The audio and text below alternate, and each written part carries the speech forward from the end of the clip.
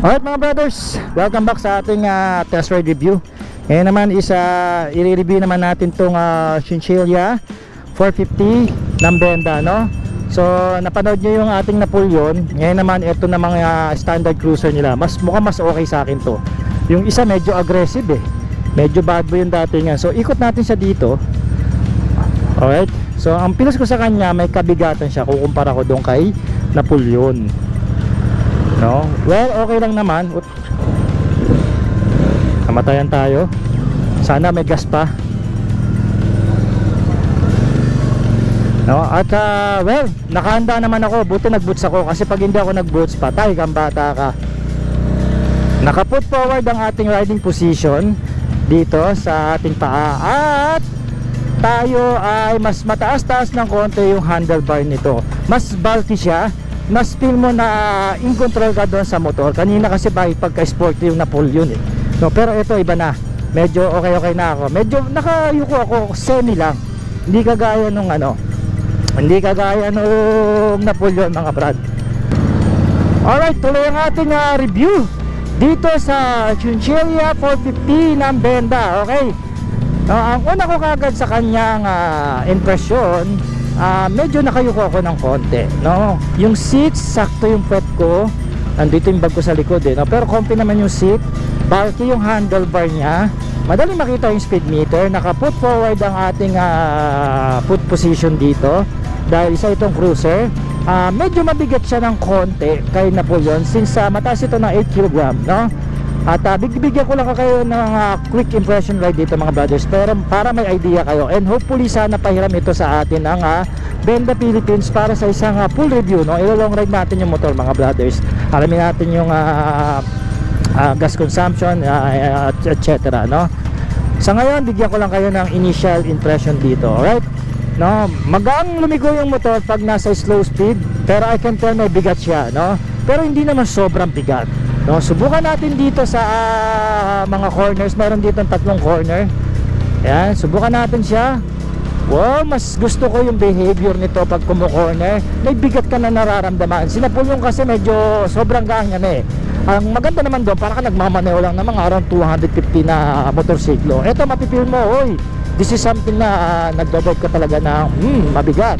500cc na motorsiklo. Ayan, oh. Ayan, oh. Nakikita ko lang downside dito sa mga cruiser ng Benda, mga brothers. Diretsuin ko na kayo. Mainit po yung makina niya, especially yung kahit naka-liquid cooled yung motor. Yung pasok naman o yung buga naman ng hangin niya papunta rito sa hita natin. Kaya hindi ko po ito nire-recommend na maninuwi niyo yung motor ng naka-short kayo, kasi maluluto ang mga yag balls nyo, sigurado ako. Balik tayo rito ulit. So damay natin siya sa corner. Pero sa corner wala akong masabi. Yung braking performance din ng motor maganda, no? I like this. Subukan natin Ma'am Reno. Oh, ganda oh. By the way, naka-ABS to, harap at likod Isa pa. Ayun, malaban yung ABS sa likod. Ganda naman. Ayun oh. Pero okay, maganda yung preno niya. Tsaka ang dapat ng gulong nito, sigurado sasabay yung gulong nito sa lakas ng preno, no? At saka isa pang advantage nito, may angkasan kasi ito mga brothers. Si Napoleon kasi wala. More on na custom bike siya na bobber style, no? Siyempre kung meron ka nang kinakasama sa buhay, obligado na may angkasan dapat yung motor mo. Hindi pwedeng wala, or else baway motor mo, di ba? Parang mas ma-vibrate ito. Pansin ko lang ang lakas talaga. Grabe, nalulula ako sa B-engine ng Benda Sarap. Grabe. Something talaga pag B-engine, nandun talaga yung gusto mo siyang naririnig. Gustong gusto mo yung vibration niya, no? Gustong gusto mo yung power niya. Iba yung configuration talaga ng B-engine na makina. Alright?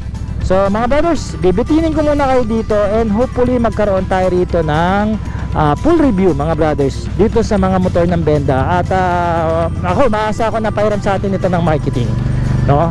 For now, ito muna yung masishare ko sa inyo, since hinihintay na lang tayo doon na matapos mag-review sa motor na ito, no?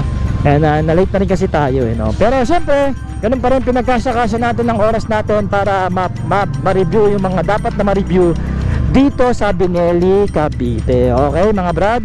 So mga brothers, mag-comment naman kayo ng yes kung nagustuhan nyo ang ating quick impression ride dito sa Chinchilla 450 ng Benda, Philippines, no? Mag-yes naman kayo sa comment section, no, kung natipuhan nyo. And also, ilike nyo na rin ang ating episode para sa konting suporta. At magkita-kita po tayo next episode dito sa motor na ito kung hinihintay nyo po o interesado na kayo. Pwede na kayo mag-pre-order mga brothers. Ang alam ko ang price nito is around 300,000 din. Hindi sila naglalayo ng na full yun, no? So kontakin nyo lang po ang Binelli Cavite Archway. Ayan, kung interested po kayo or any Binelli branches, no? And pwede nyo rin po akong i-PM kung interested po kayo sa motor na ito. Kung gusto nyo siyang i-cash, yan, i-terms, no? Pwede po. Kung may oras ako, tutulungan ko naman kayo. Alright, so isisit, pansit. Uwi na kami, nagugutom na kami. Gusto na namin magkape. Okay. Angkas check. Medyo bumigat yung likod natin. Angkas ko si Utol. For the reference, 50 kg to si Utol. Payat lang din to. Pero mamamanage nyo pa rin to mga brothers. Kahit may angkas kayo. No, hindi naman siya ganong pahihirapan. Medyo naglikot lang konti yung motor nang nagkaroon tayo ng angkas sa likod. Ngunit ganun pa man, namamanage natin itong si Chinchilla 450 ng Benda kahit pa paano. Ayan, at saka hindi naman mabigat pagka kasi lapat naman yung ating tangina, tatawag pa tayo.